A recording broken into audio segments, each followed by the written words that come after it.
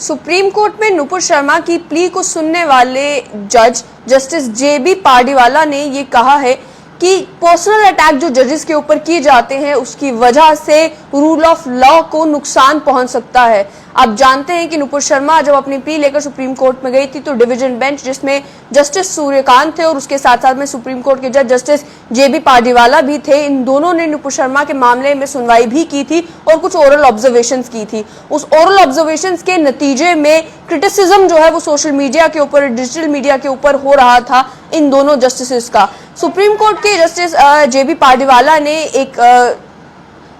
Symposium attend कर रहे थे जिसमें उन्हें वॉक्स पॉपुली वर्सेस रूल ऑफ लॉ के ऊपर बोलना था और ये second justice HR Khanna memorial national symposium के ऊपर जो है उन्होंने बात करनी थी, जिसमें उन्होंने कहा कि जजेस के ऊपर जो पर्सनल अटैक किए जाते हैं उनकी जजमेंट्स के लिए, उससे एक ऐसा डेंजरस सिनेरियो बन सकता है जहां पर जजेस को इस बात की फिक्र करनी होगी कि मीडिया क्या सोचता है, ये सोचने की जगह कि लॉ क्या सोचता है। उन्होंने ये कहा कि इससे रूल ऑफ लॉ को नुकसान पहुंचता है और सोशल और डिजिटल मीडिया सीधा पर्सनलाइज्ड ओपिनियंस जो है वो एक्सप्रेस करना शुरू हो जाती है जजेस के खिलाफ,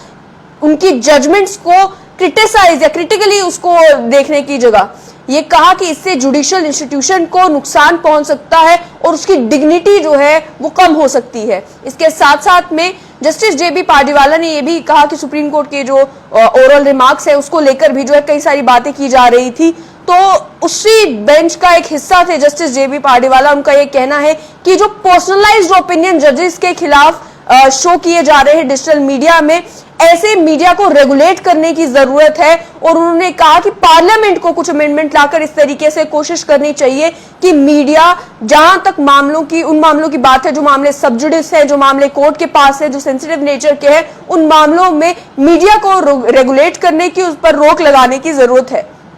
इसके साथ साथ में कहा कि जितने भी कॉन्स्टिट्यूशनल कोर्ट्स हैं वो हमेशा से डिसएग्रीमेंट्स अगर किसी जजमेंट के मामले में होती है या फिर किसी जजमेंट को लेकर कंस्ट्रक्टिव क्रिटिसिज्म अगर होता है तो उसको ग्रेशियसली एक्सेप्ट करती आई है, लेकिन थ्रेशोल्ड यहां पर सेट होता है, यानी कि पारा तब पार हो जाता है जब पर्सनलाइज्ड एजेंडा ड्रिवन अटैक होते हैं सीधा जजेस के ऊपर।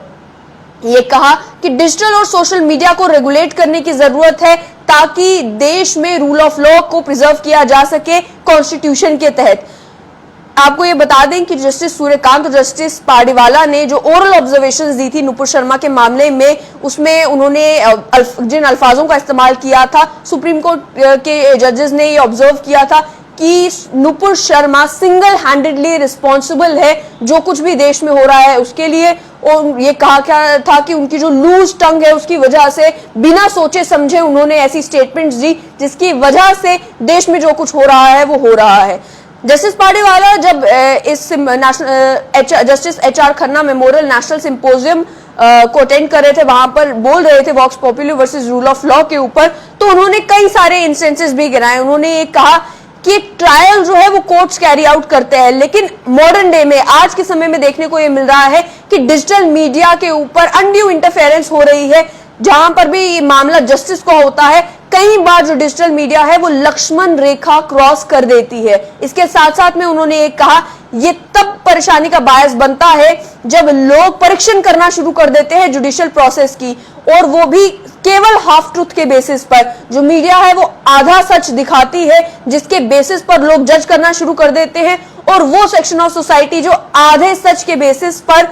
जज करना शुरू कर देते हैं चीजों को, वो सबसे बड़ा चैलेंज है जस्टिस लोगों तक पहुंचाने में। ये कहा गया जो अटैक्स किए जाते हैं जजेस के ऊपर उनकी जजमेंट के लिए, उसकी वजह से एक डेंजर सिनेरियो ऐसा बन जाता है जहां पर जजेस को फिक्र इस बात की करनी पड़ती है कि मीडिया मेरे बारे में क्या सोचती है, मीडिया इस जजमेंट के बारे में क्या सोचती है, ये सोचे बगैर कि आखिर कानून क्या कहता है और कानून किस चीज की इजाजत देता है। ये कहा कि इससे जो सैंक्टिटी है कोर्ट्स की उसके ऊपर असर पड़ सकता है। इसके साथ साथ में ये भी कहा जस्टिस जेबी पार्डीवाला ने कि कोई भी जुडिशियल वर्डिक्ट जो होता है, चाहे वो सही हो चाहे वो गलत हो, वो कोर्ट अपनी जो पावर्स डिराइव करता है कॉन्स्टिट्यूशन से उसके बेसिस पर देता है। किसी भी जजमेंट से अगर आप सहमत नहीं है तो उसकी रेमेडी या उसका हल ये है कि आप हायर कोर्ट में जाएं और उसका हल सोशल मीडिया के ऊपर या डिजिटल मीडिया के ऊपर अवेलेबल नहीं है। साथ ही में जस्टिस जेबी पार्डीवाला ने यह भी कहा कि इंडिया, जिसे अभी भी एक कंप्लीटली मैच्योर और इन्फॉर्म डेमोक्रेसी नहीं कहा जा सकता, वहां पर सोशल और डिजिटल मीडिया का इस्तेमाल कई बार लीगल इश्यूज को भी पॉलिटिसाइज करने के लिए किया जाता है, यानी कि जो कानूनी मामले हैं उनका भी राजनीतिकरण करने के लिए सोशल और डिजिटल मीडिया का इस्तेमाल किया जाता है, ये जस्टिस जेबी पार्डीवाला ने कहा। इसके अलावा इन्होंने एग्जाम्पल दी अयोध्या डिस्प्यूट की, जिसको लेकर उन्होंने कहा कि एसेंशियली ये एक लैंड और टाइटल का डिस्प्यूट था, लेकिन जब तक वर्डिक्ट आया, फाइनल वर्डिक्ट आया, इस इशू के को राजनीतिक रंग चढ़ चुका था।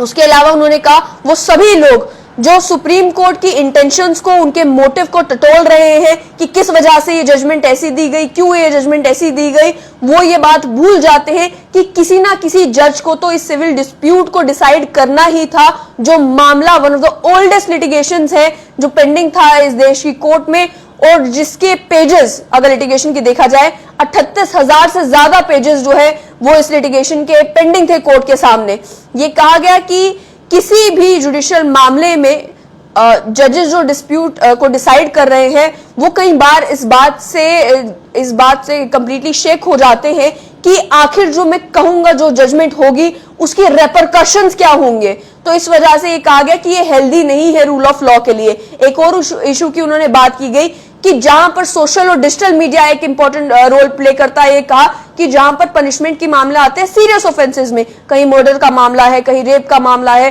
कहीं हाई प्रोफाइल किसी केस का मामला है, तो उस मामले में ये कहा कि सोशल और डिजिटल मीडिया जो है वो उन मामलों में एक ऐसा रोल प्ले करता है कि इन प्लेटफॉर्म्स की इतनी ताकत है कि ये अक्यूज्ड के गिल्टी प्रूव होने से पहले ही उसे गिल्टी बता देता है, ट्रायल खत्म होने से पहले ही उसे गिल्टी बता देता है। ये खास तौर पर हाई प्रोफाइल मैटर्स में देखा जाता है, जहां पर इंसिडेंट को इस वजह से बढ़ावा दिया जाता है, इस वजह से बढ़ा चढ़ा के बताया जाता है क्योंकि जो बंदा अक्यूज है वो कोई बड़ा आदमी है। ये कहा गया कि ट्रायल खत्म होने से पहले ही जो समाज है वो ये सोचना शुरू कर देता है कि जो जुडिशियल प्रोसीडिंग्स होंगी उसमें कन्विक्शन ही होगी, और वो भी एक्सट्रीम पेनल्टी के साथ, उसके अलावा और कोई भी सजा नहीं दी जाएगी। जस्टिस पार्डीवाला ने कहा कि पार्लियामेंट को ऐसे कानून बनाने चाहिए जिससे सोशल और डिजिटल मीडिया को रेगुलेट किया जा सके, स्पेशली उन मामलों में जहां पर सेंसिटिव ट्रायल्स हैं और वो मामले हैं जो मामले कोर्ट में सब जुडिस है। ये कहा कि ऐसे लेजिस्लेटिव और रेगुलेटरी प्रोविजंस लाने की जरूरत है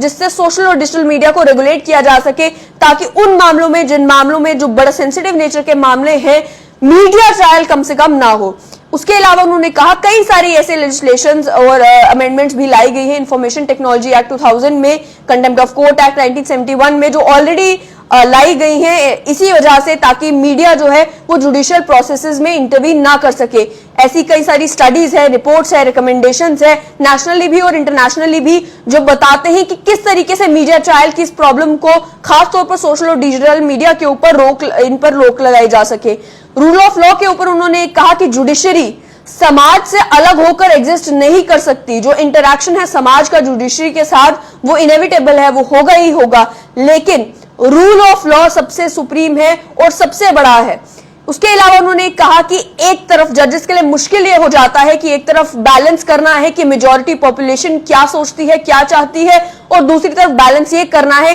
कि कानून क्या कहता है, कानून किस चीज की इजाजत देता है। ये कहा कि ये इसके लिए एक्सट्रीम जुडिशियल क्राफ्ट्समैनशिप की जरूरत है इस रस्सी के ऊपर चलने के लिए कि आप दोनों के बीच में बैलेंस किस तरीके से करेंगे। यहां तक कि जस्टिस जेबी पार्डीवाला ने यह तक कह दिया कि लोग क्या कहेंगे, क्या सोचेंगे, ये एक ऐसा एनिग्मा है जो हर एक जज को हॉन्ट करता है, हर मूवमेंट पे हॉन्ट करता है। जब भी वो कोई जजमेंट लिखने लगते हैं जिसके बारे में उन्हें मालूम होता है कि इसकी कोई सोशल रैमिफिकेशंस होंगी, इसका असर सोसाइटी के ऊपर पड़ेगा। उन्होंने कहा लेकिन जहां पर कन्विक्शन इस बात की होती है और कॉन्स्टिट्यूशनल वैल्यूज को लेकर अवेयरनेस होती है,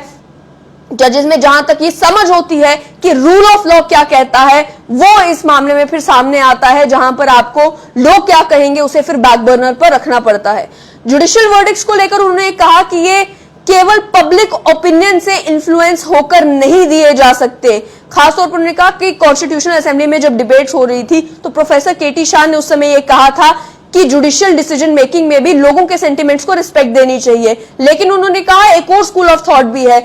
और मैं उस स्कूल ऑफ थॉट से बिलोंग करता हूं जो ये एम्फसाइज करता है कि जिस समय आपको कोई जजमेंट देनी है, आपको खुद को डिसोसिएट कर लेना, अपने आप को अलग कर लेना है कि मेजॉरिटी क्या चाहती है, आपको केवल वही करना है कि कानून क्या कहता है।